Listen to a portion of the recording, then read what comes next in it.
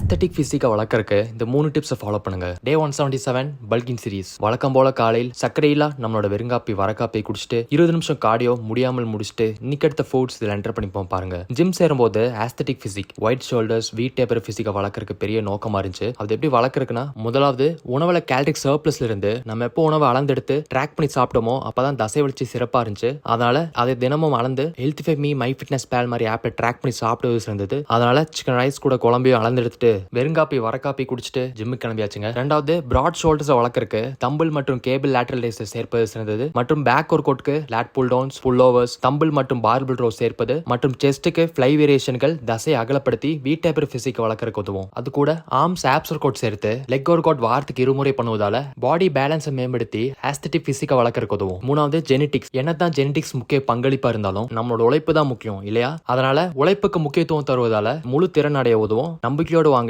நம்ம இலக்கடையலாம். கடைசி மீலா டின்னர் எடுத்துட்டு 7K ஸ்டெப்ஸ் கோலம் முடிச்சாச்சுங்க. வெற்றிக்கு முக்கியம் நம்பிக்கை. மீண்டும் நாளை சந்திப்போம்.